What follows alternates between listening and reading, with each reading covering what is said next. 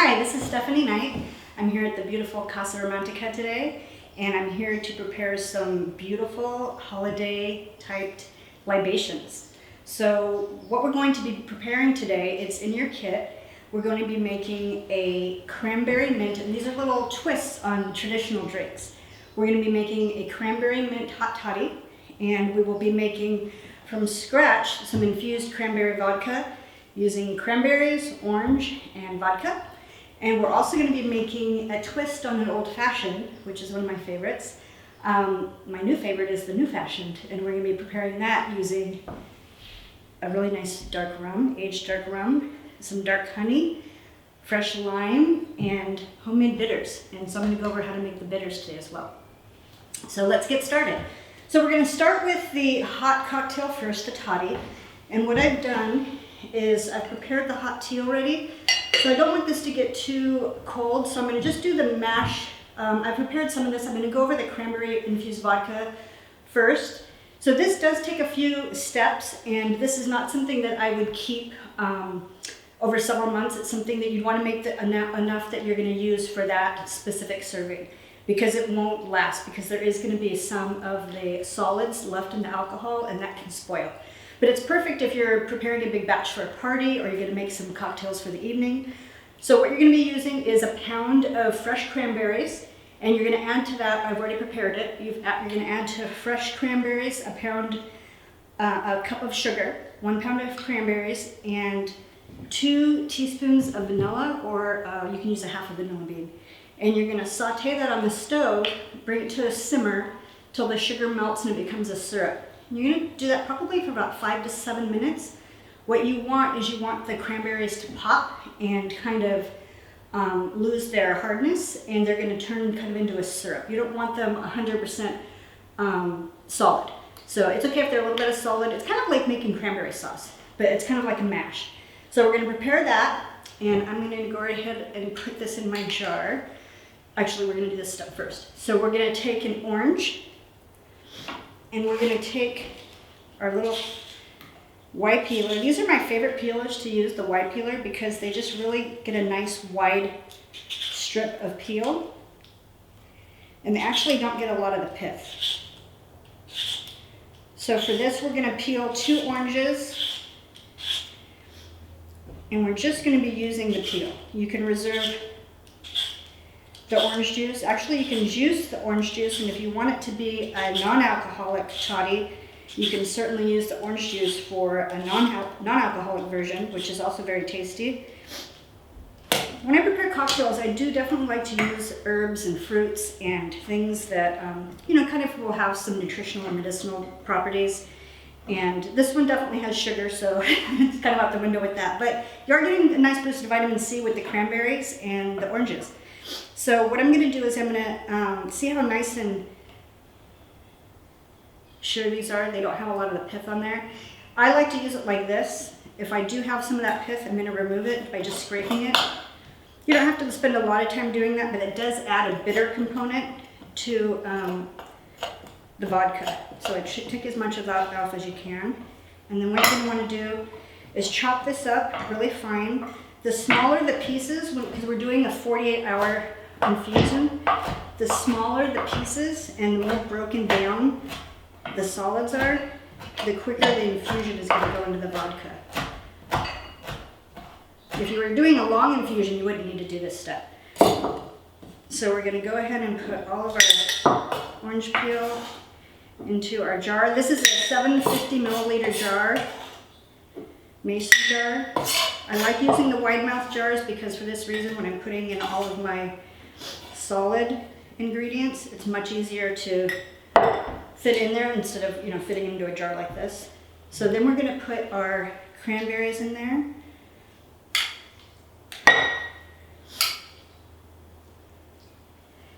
And this step, what I'm going to do is I'm just going to muddle this a little bit just to release that orange into the cranberry.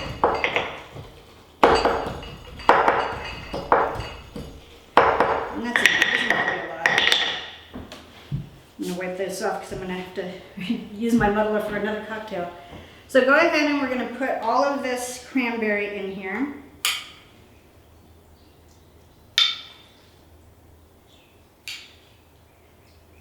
We'll do the rest later. You get the idea. And then we're going to top it off with vodka. Again, this is a 750 milliliter jar, and that's a 750 milliliter bottle. You always want to cover your solids. And I used a bigger jar at home because the cranberries did make a lot. So you can use 2 of these jars, or you can just use one double-sized jar. And then you're just going to go ahead and put a lid on that. Always label. So you're going to label what it is, the date,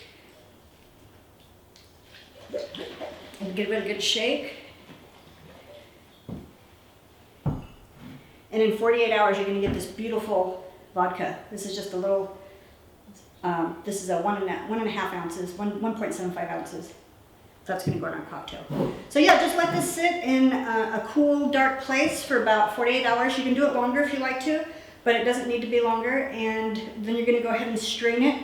I like to use a sieve lined with a coffee filter. This is a long process straining, so make another cocktail, put a good record on, because it does take a little while. It's a little messy, but it's definitely worth it. So to finish our cranberry mint cocktail, and you'll get all of these instructions in the little handout in your kit. So this is 3/4 ounce of mint tea. I've already pre-brewed it, so it's nice and hot. It's a heaping tablespoon of dried mint leaves. You can certainly use tea bags. You can use fresh mint from the garden. You're going to want to use about 3 tablespoons of fresh mint from the garden if you're not going to use dried. But this is fresh dried mint. And 3/4 ounces hot water. To that, you're going to add heaping tablespoon of honey. And I'm using a light honey. I get my honey at a local community farm, and in your kits you're getting the same honey, and I'll put information on the handout. But it is local honey, and it's right down the street in Capitol Beach, and it's wonderful honey, and I've really enjoyed it. So I do use different colored honeys, different types of honeys for different type of preparations. This is I think this one is just a citrus honey, so it's very light. So go ahead and give that a stir, and then we're using some lemon juice. It's a 1/2 ounce of lemon juice.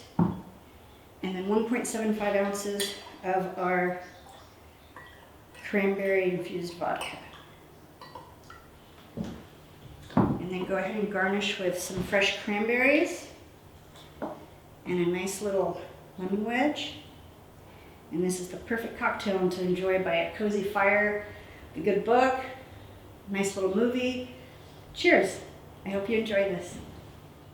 Okay, now that we've got our beautiful cranberry mint vodka infused little toddy there, now we're going to move on to our new fashioned. And this is so good. This is my new favorite cocktail, and I'm a little bummed that I came up with this recipe. And my husband loved this too, so I hope you enjoy this. So the star of the show is not only the rum, but this homemade bitters, which I'm very excited about. These bitters, they're really delicious, and you have a recipe for the bitters that I used in this cocktail. That's the recipe that's going to be included. I'm going to do a different form of bitters today to show, because I have enough of this bitters, so I'm going to make something different to take home. And if anybody wants that recipe, I'll be happy to show that as well. So bitters are pretty simple. I'll put some information on the handout, the history of bitters. People call them a medicinal, an elixir. It's a tincture is what it is, and it's typically done with herbs, spices, fruits, and you're harnessing all of that medicinal properties from that plant material into either grain alcohol, vodka, rum, brandy, whatever you want to use. So this one in the new fashion is a grain alcohol based bitters, and so today I'm going to be using some rum. And let me grab that rum. I'm going to use dark spiced rum. So what I'm going to do is I've already pre-measured all of my spices. I've got some different spices here. I've got some chaga root, some cinnamon, some cardamom, elderberry, dandelion root, vanilla bean, and cocoa nibs. So lots of fun different ingredients. So I'm going to put these into my little mortar and pestle. I just want to release some of the oils. And you don't need to crush them a lot, just enough to kind of release the oils. The chaga, you want to grind up a little bit. That one's kind of hard, so it'll come apart in the infusion. Again, you're just kind of releasing the oils. And you're going to go ahead and put that into your jar. And then I'm going to do peel of 1 orange. And these oranges, I always like to wash my oranges really well. Even though they're organic, I still like to wash them. Even though the alcohol will probably kill whatever's on there. Get those oranges in there. And I'm not going to chop these because I'm going to let this infuse for a few months. So bitters I really like to let sit for a little while. And again, I'm going to kind of press those orange oils into the spices just to release those oils. And then I'm going to also break up my cinnamon sticks and the clove and the cardamom.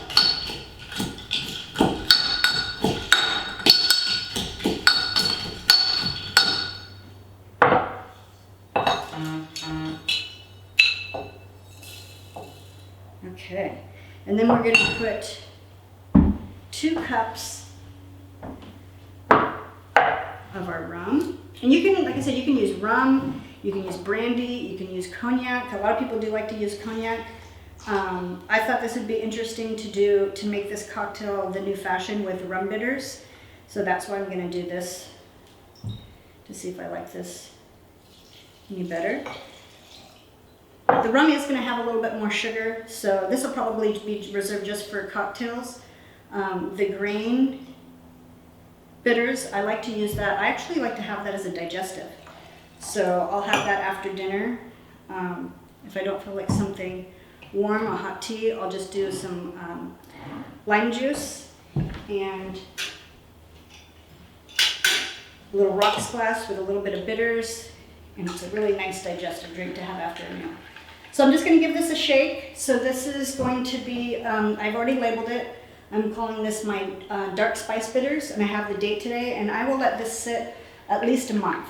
The longer you let it sit, the better infusion you're going to get, lots of deep flavors. So that's that one. And this is the one that I did. You only need to have them infused 2 weeks.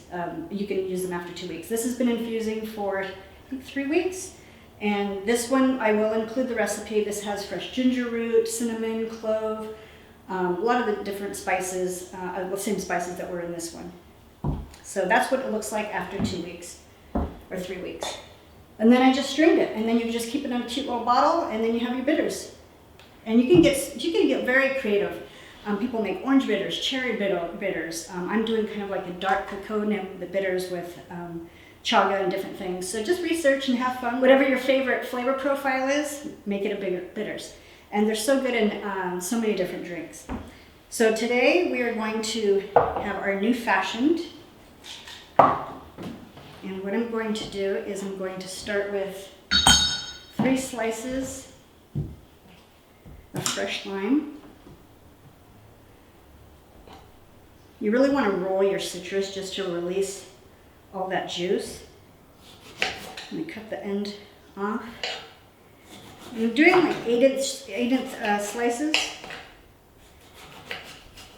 I'm going to add this to my glass. And then I'm going to add I'm using the dark honey for this one. You can see the difference. This light one is the citrus blossom. This one's avocado honey. So it's a really nice deep flavor. I thought it would pair nicely with the rum. So I'm going to use 2 heaping tablespoons. If you don't like it really sweet, you don't have to. The rum is pretty sweet. I just have been making it like this. I enjoy honey. It's one of the beneficial sweet things that I enjoy to have in my diet. So I go ahead and include that. And then I'm going to add a couple shakes of bitters. I typically measure 2 shakes is about half teaspoon, 3/4 teaspoon. So I'm just going to go ahead and measure it. So just under a teaspoon. And you're going to give this a good muddle. You really want to muddle this well because you're creating a syrup, because the honey will solidify once you add the ice. So you really want to get this nice and broken down. So really, if you don't have a good muddler, definitely invest in one. I like wood muddlers because I like the natural material, but they have not plastic. They have other materials that you can use, but I just prefer a classic wood muddler. So you want to get this really muddled into a nice syrup. And it does take a good 30 seconds. It's going to be your arm workout for the day. Good drinks definitely take time and preparing, and it's such a rewarding thing, and I really enjoy this type of kitchen work and creating and using things that I grow in my garden. Again, I grow limes, honey we get at a local community garden. The citrus is something nice, the mint I grow in my garden, so it's really rewarding to be able to use the things that you're growing in your garden to create these wonderfully botanically infused cocktails. I love it iced sphere, so I'm going to add my sphere, and then we're going to do, this is a really nice rum. This is a nice rum too, this Kraken, but this has a lot of spice flavors, and I just want to have the rum. So I'm just using a nice dry, or nice aged rum, and I'm going to use 2 ounces. And again, it's all preference. You don't have to use 2 ounces. If you want to just do 1 ounce, you can do 1 ounce. If you want to do 3 ounces, you can do 3 ounces. To me, this is just the right amount. And I love to let my cocktail sit for a minute. For me, the flavors just really develop over time. And you can just give it a nice little stir with your cocktail spoon. You really want to work that syrup into the rum. And that's it. And this is such a yummy, beautiful drink. So this is my new favorite. I hope you enjoy it too, the new fashioned. And again, you can switch this out. If you don't like lime, you can use tangerine, you can use lemon. You can use the classic orange, but I just wanted to do a little bit of a twist, and I really appreciate and love these flavors together. I hope you do too. Thanks for watching. Enjoy. Cheers.